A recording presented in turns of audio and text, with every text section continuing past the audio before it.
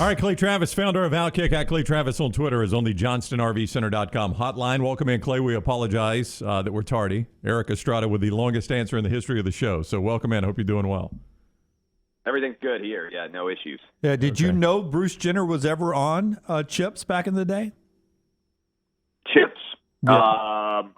No. It doesn't really surprise me. I mean, he would have been a big guy in the 70s, right? So, and I presume that they filmed it in L.A. and Jenner was a California guy for what I remember. So that doesn't. I mean, I would think a lot of celebrities, like I would expect that OJ, wouldn't surprise me if OJ was on Chips back in the day either. You gave me a great Bruce Jenner story, though, when we were doing Last Call with Redmont Vodka at Innisfree in Tuscaloosa, and this is months ago during football, when you went to that party with, was it with Matt Leinart? It was Matt Leinart's Halloween party, and it was Zach Morris who had the best costume, right?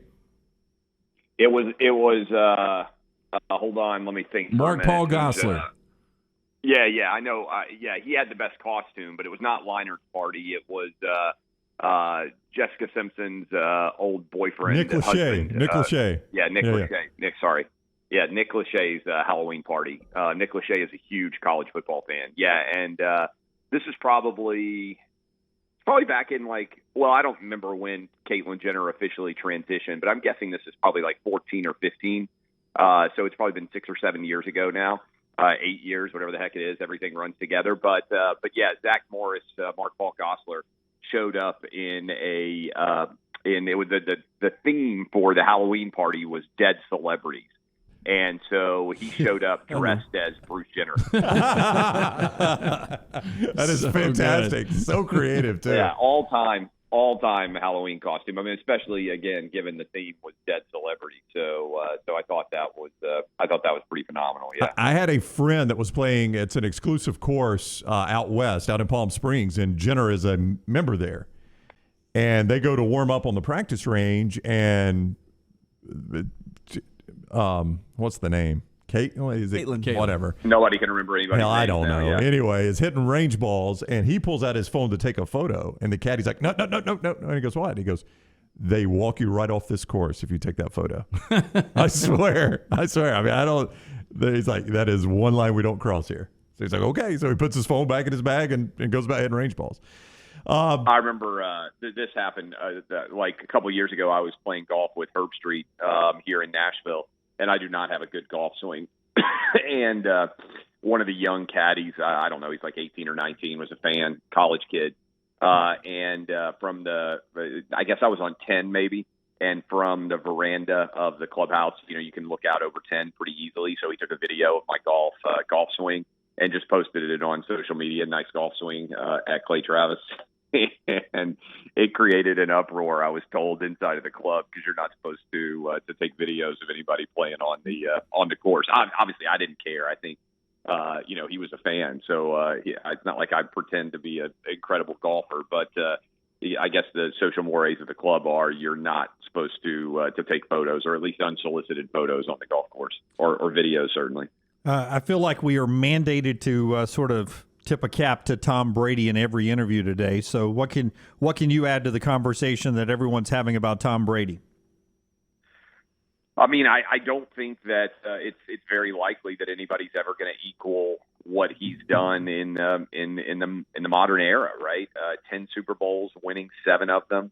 You just saw Patrick Mahomes kind of fall over himself in the second half, overtime, not play very well in a game that, frankly, I think the Chiefs would acknowledge they should have won. Maybe they won a game the week before that they shouldn't have won, so maybe that stuff evens out. But Mahomes has been to 2 Super Bowls. I think he's probably the only player playing today that could put himself into that category of trying to get to 10 Super Bowls, which is a crazy target. I don't think anybody will ever do it. Obviously, it requires a level of dominance that is almost unheard of. And so I think winning 7, to say nothing of getting to 10, it's unlikely that anybody in the history of football will ever be able to have that level of success. It's difficult to trust the organization that is the Cincinnati Bengals, but they've built this well. I mean, when you look at the skill guys that are under the age of 25, and a lot of people see similarities between Joe Burrow and Tom Brady, but pretty amazing in year 2 that Burrow's already got Cincinnati in a Super Bowl. Yeah, he's done phenomenal. And by the way, looking at Brady's Hall of Fame career, what's interesting is there's really 2 different Hall of Fame careers, right? Because if you look at the first half of Brady's tenure and his time, and then the second half, either one of those, right, either roughly 10-year window would have been a Hall of Fame career. Brady's basically got 2 Hall of Fame careers just based on the first half and the second half of his tenure. And the reason why I bring that up in conjunction with everything surrounding what has been a really impressive run so far from Joe Burrow is, yes, you point out that a lot of the talent around him is young. Quarterback talent stays a lot longer than the other skill position talent, right? So as good as Jamar Chase is, and as good as Joe Mixon might be with him right now, and as good as Higgins might be, and all those different talent, obviously they need some work on the offensive line still. But as good as that talent is around him, in the next 7 or 8 years, all of those guys are going to run into athletic mortality in some way, at least based on the history. And in 10 years, Joe Burrow is still going to be relatively young for an NFL quarterback, sitting around at 32 or 33 years old. Although I think, how old is Burrow right now? Because he got into the league older than a lot of other guys do. I right? think he's 24. Yeah, 24 or 25. And the reason why I bring it up is, there were Joe Burrow was still a couple of years older than Sam Darnold, if I remember correctly, or something like that, right? Because some of those guys get into the league early, whereas Burrow, I think, was a fifth-year senior before he got drafted. He is 25. Yeah, fifth-year senior by the time he got drafted, which is relatively rare in football today for somebody to get drafted after. I think I'm correct, right, that he was a fifth-year senior when he had all his success at LSU.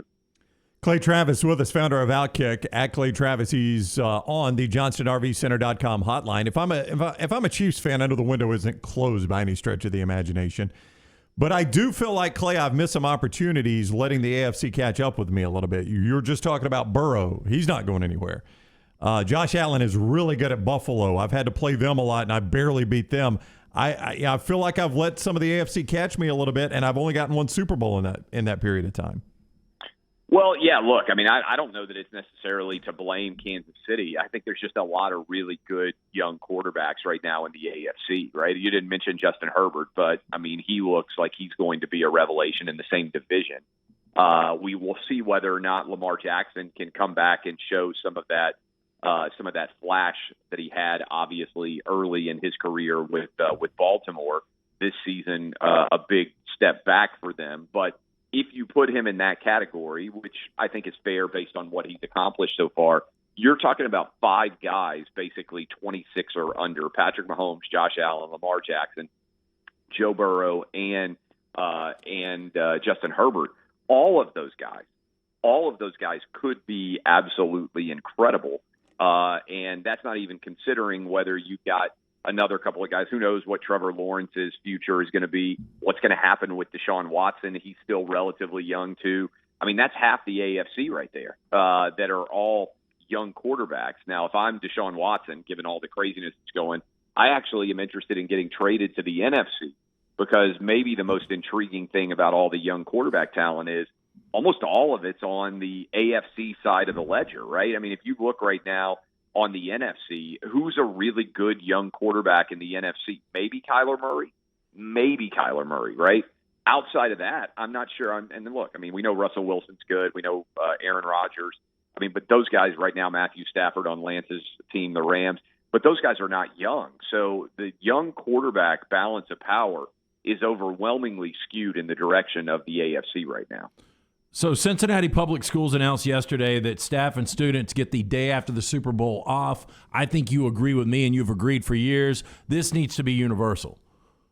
Yeah, I love the idea of a Super Bowl holiday Monday. I think, Joe Biden's got like a 40% approval rating or whatever the heck it is.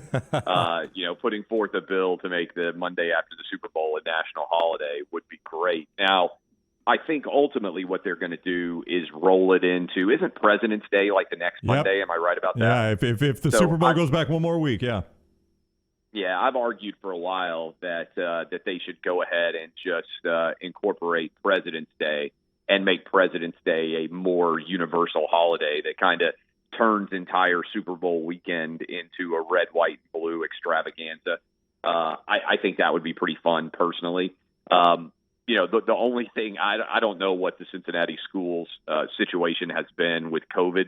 The only thing that jumps out to me about that is hopefully they've actually been in school, for face-to-face learning for a while, because if they've been shut down and suddenly they're allowing them back, take another day off, that's not obviously ideal. All right, he is Clay Travis at Clay Travis on Twitter, Outkick.com, and on Fox. Clay, thank you for the time. Have a great week. Hey, appreciate y'all having me. Thanks a lot. All right, man. Take care. Clay with us on the JohnstonRVCenter.com hotline.